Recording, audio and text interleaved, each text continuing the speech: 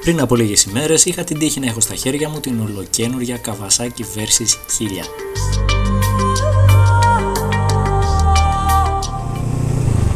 1000. Άλλοι όταν ακούν πολλά και δικά τους έρχεται στο μυαλό οι επιδόσεις, η ταχύτητα. Εμένα μου έρχονται τα χιλιόμετρα και η απόδραση. Οπότε έχοντας τη Versys δεν υπάρχει περίπτωση να αφήσω την ευκαιρία να πάει χαμένη.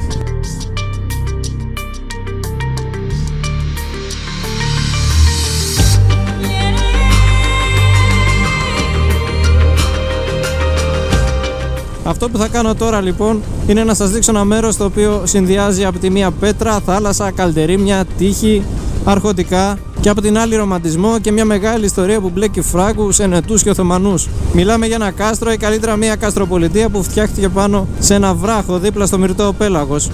Και πέρα από άλλες μοναδικότητες κατέχει και ένα άτυπο ρεκόρ. Είναι το μοναδικό κάστρο της Ευρώπης που από την κατασκευή του δεν έπαψε ποτέ ούτε μία στιγμή να κατοικείται. Οπότε θα περπατήσουμε σε καλτερίμια ανάμεσα σε αρχοντικά σπίτια και βυζαντινές εκκλησίες. Θα γναντέψουμε το Μυρτό Πέλαγος πάνω από τα τείχη, χάνοντας εντελώς την αίσθηση του χρόνου. Ίσως να δούμε και άλογα να μεταφέρουν τις προμήθειες νωρίς το πρωί, ίσως υποφωτισμένα σοκάκια που θα εμφανίζονται και υπότες. Εντάξει, κάποιες φορές είναι αλήθεια πως πάνω στη μηχανή παρασύρωμαι και αρχίζω τις υπερβολές και το παραλήρημα, οπότε μάλλον δεν χρειάζεται να τα ακούτε και όλα. Ποιος μιλάει ρε?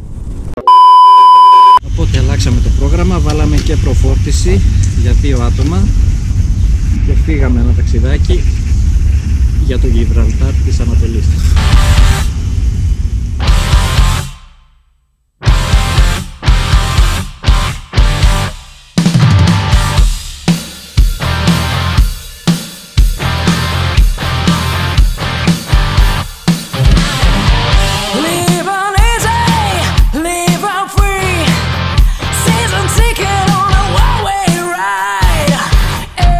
Ξεκινήσαμε λοιπόν νωρίς το πρωί από την Αθήνα για να καλύψουμε την απόσταση των περίπου 300 χιλιόμετρων. Επιλέξαμε να κινηθούμε σε 2 ρυθμούς.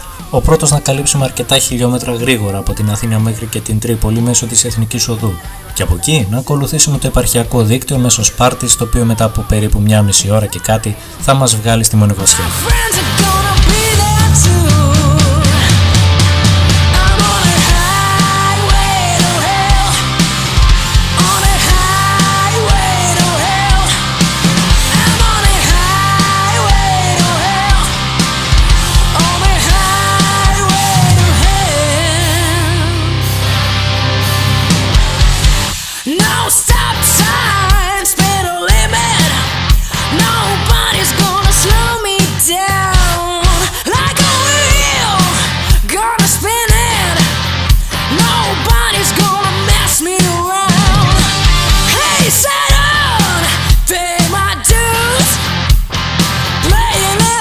Ο επαρχιακός δρόμος Τρίπολης Σπάρτης Γηθίου είναι ένας καλός και εύκολος δρόμος και θα το συνιστούσα από να συνεχίσετε στην Εθνική Οδό κάτω από την Τρίπολη.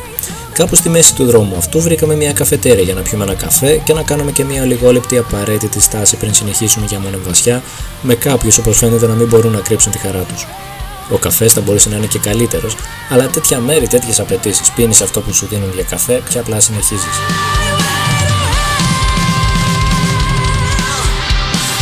Σύντομα περάσαμε και τη Σπάρτη με το δρόμο να συνεχίζει να είναι το ίδιο καλός και σε ορισμένα σημεία και αρκετά γρήγορος, αφού άνοιγε αρκετά σε πλάτος και είχε και ευθείες. Η διαδρομή κυλούσε όμορφα, μέχρι που χρειάστηκε όμως να κάνουμε την πρώτη μας στάση στην Κοκκινοράχη για ανεφοδιασμό. Από εκεί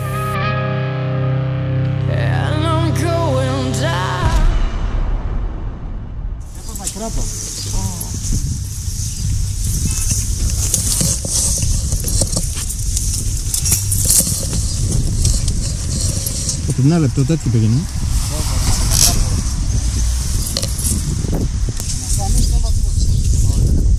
Τίποτα δεν έπαθες, τον πλέεις.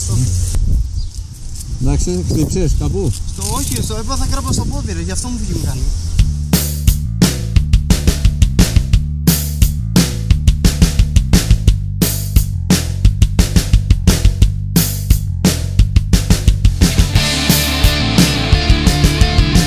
Αφού βεβαιωθήκαμε πως όλα και όλοι ήταν μια χαρά, βάλαμε βενζίνη και ακολουθώντας τον ίδιο πανταδρόμο φτάσαμε στη Σκάλα.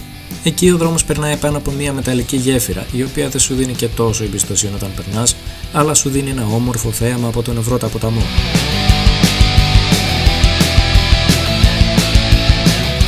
Από εκεί και μετά συνεχίσαμε σε πιο γρήγορους ρυθμούς, γιατί η κούραση είχε ήδη αρχίσει να δείχνει τα σημάδια της και μετά από λίγη ώρα φάνηκε και ο μεγαλοπρεπής βράχος της μονοβασιάς.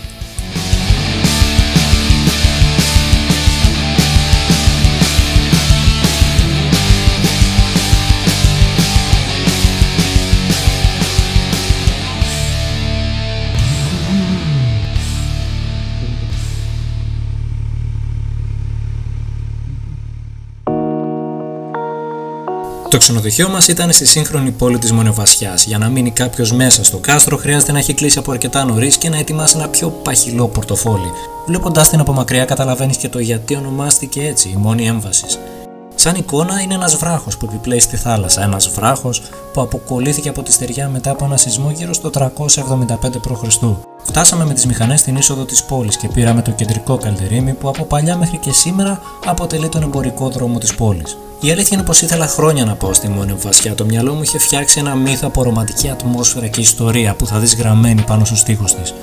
Προχωρώντας, βλέπεις δεκάδες άλλα σοχάκια που καταλήγουν στο πάνω μέρος, στην άνω πόλη, εκεί που ήταν παλαιότερα η αριστοκρατία. Όποιος έχει το κουράγιο να ανέβει και στην κορυφή, μπορεί να δει από μακριά από τα βουνά της Λακωνίας, από το ακροτήρι του Μαλέα μέχρι και την Τίνο.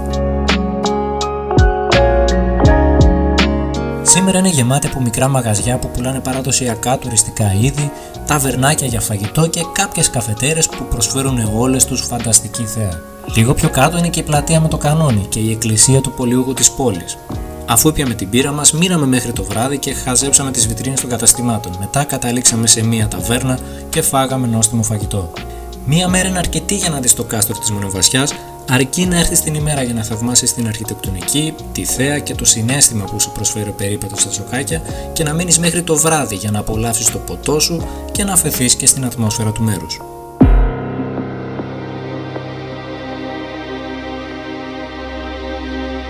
Την επόμενη μέρα της επιστροφής στην Αθήνα αποφασίσαμε να ανέβουμε παραλιακά στον Αργολικό κόλπο και να κάνουμε μια στάση στο Ναύπλιο για φαγητό πριν επιστρέψουμε στην Αθήνα.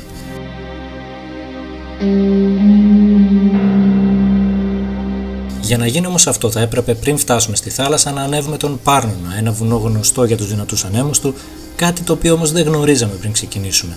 Και ο αέρας είχε ήδη δείξει τις προθέσεις του από τη Μονοβασιά.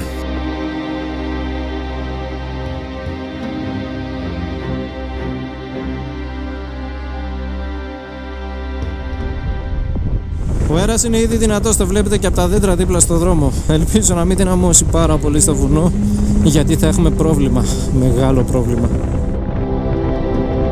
Όσο προχωρούσαμε όμως, ο αέρας δυνάμωνε όλο και περισσότερο, σε σημείο να δυσκολεύομαι να κρατήσω και μια σταθερή πορεία. Έβλεπα τις ανεμογεννήτριες πόσο γρήγορα πήγαιναν και καταλάβαινα πως δεν θα περάσουμε τελικά τόσο καλά.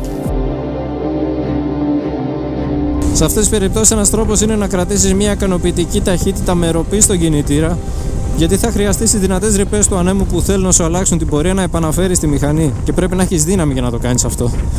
Αλλά γενικότερα δεν μ' αρέσει όλο αυτό, δεν μ' αρέσει καθόλου.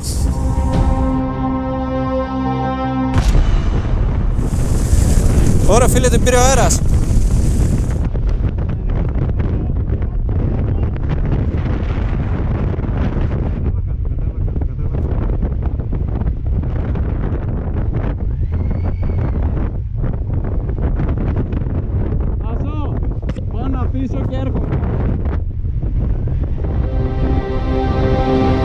Αργότερα είδαμε πως εκείνη την ώρα η ταχύτητα του ανέμου στο συγκεκριμένο μέρος περνούσε τα 100 χιλιόμετρα την ώρα. Έφτανε δηλαδή περίπου τα 9 με 10 μποφόρ.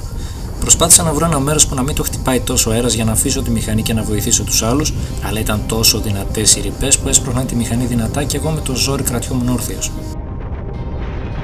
Οπότε αποφάσισα να πάω στους άλλους που είχαν και αυτοί μια πτώση, αλλά ήταν σε ένα σημείο με πιο ήρεμο αέρα που μπορούσα να αφήσω τη μηχανή.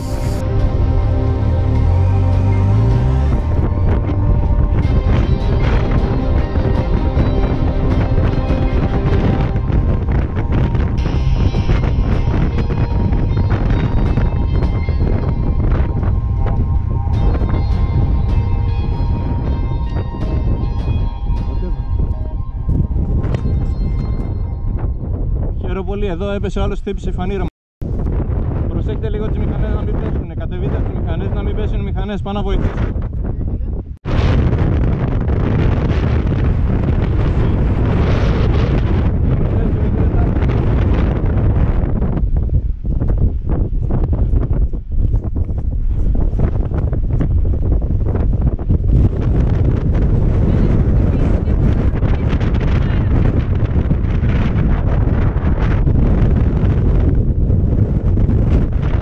Αφού βεβαιωθήκαμε πως ο τραυματισμός από την πτώση δεν ήταν σοβαρός λόγω του σωστού εξοπλισμού, καταστρώσαμε και ένα πλάνο πως θα επιστρέψουμε χαμηλά. Αλλά ακόμα και έτσι, με τόσο αέρα, με δυσκολία ακούγαμε ένας τον άλλον και συνεννοούμασταν περισσότερο με νοήματα.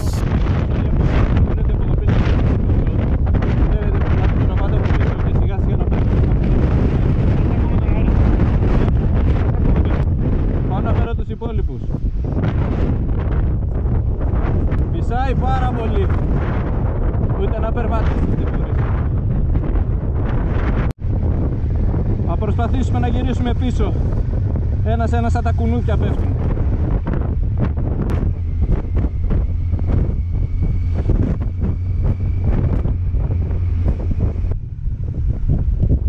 Μετά από λίγο καταφέραμε να ανέβουμε όλες τις μηχανές και να ξεκινήσουμε την κατάβασή μας.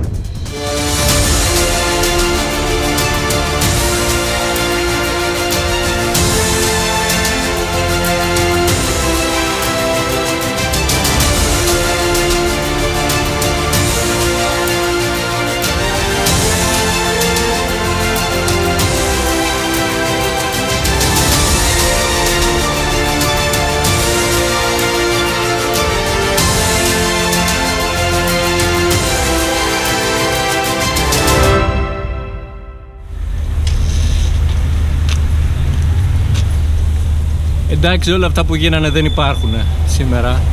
Ήρθαμε στο ναύπλιο, θα φάμε τώρα και επιστροφή στην Αθήνα. Περιπέτεια.